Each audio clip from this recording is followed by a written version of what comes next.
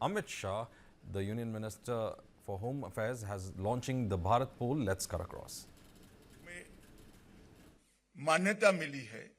सभी हमारी कानून प्रवर्तन एजेंसियां कनेक्ट के माध्यम से अब एक प्रकार से एनसीबी बन जाएगी। काम तो सीबीआई के द्वारा ही करना है, परंतु त्वरा इतनी बढ़ जाएगी कि जैसे वो एजेंसी ही एनसीबी हो। इंटरपोल नोटिस के लिए अनुरोधों का त्वरित, सुरक्षित और संरचित प्रसारण भी इससे सुनिश्चित हो जाएगा, जिससे बहुत त्वरा के साथ हम हमारे अपराधियों को लोकेट करने के लिए भी काम कर पाएंगे और दुनिया भर के अपराधियों को भारत में लोकेट करने के लिए भी हम एक वैज्ञानिक व्यवस्था खड़ी कर पाएंगे। और जो इंटरपोल संदर्भ है, रेफरेंसेस है, 195 देशों के इंटरपोल चैनल के माध्यम से विदेशों में जांच के लिए अंतर्राष्ट्रीय सहायता देना और लेना, ये दोनों बहुत सरल हो जाएगा।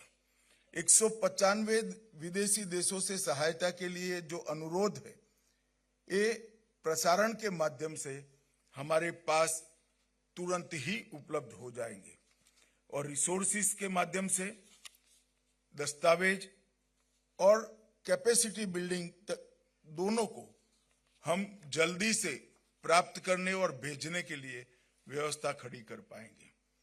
ये पोर्टल बहुत डिटेल एक्सरसाइज कर बनाया गया है।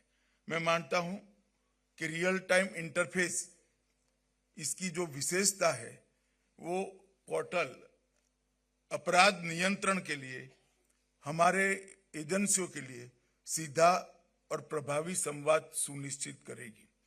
अंतर्राष्ट्रीय सहयोग, इसके माध्यम से पोर्टल वैश्विक नेटवर्क के साथ रियल टाइम डाटा शेयरिंग और रेड कॉर्नर नोटिस, अलग अलग नोटिस को जारी करने के लिए अंतर्राष्ट्रीय अनुरोधों को और हमारे अनुरोधों को भी बहुत तेजी से वहां पर हम पहुंचा पाएंगे। आज मैं आप सबके सामने कहना चाहता हूं कि कई सालों तक भारत की इन्वेस्टिगेशन एजेंसियों ने भारत में अपराध कर दुनिया में भागकर हमारी कानूनी प्रक्रिया में अड़चन खड़ा किया है। कई सारे अपराधियों ने दुनिया के अलग अलग देशों में बैठकर अपराध कर हमारे कानून की रीच के बाहर रहे हैं। अब समय आ गया है कि हम आधुनिक व्यवस्थाओं का उपयोग कर कानून की रीच के बाहर रहे विदेश में बैठे हुए अपराधी और हमारे देश में अपराध कर विदेश भागे हुए अपराधी को हमारी कानून की नेट के अंदर ला पाए। हमने 3 जो क्रिमिनल जस्टिस सिस्टम की संहिताएं बनाई हैं, इसके अंदर हमने ट्रायल इन एब्सेंसिया का एक नया प्रावधान जोड़ा है। इसके माध्यम से एक न्यायिक प्रक्रिया के बाद इसको सुनिश्चित कर पूरा कर कोर्ट के अधिकृत ऑर्डर के साथ उनकी अनुपस्थिति में वो दुनिया के कोई भी कोने में छिपे हों, कोई भी कोने में बैठे हों, इन पर ट्रायल चलाना बहुत सरल हो जाएगा। और अगर एक बार ये भारत के अंदर सजा प्राप्त करते हैं तो उनको अनेक देशों से भारत में लाने की सरलता भी बढ़ जाएगी।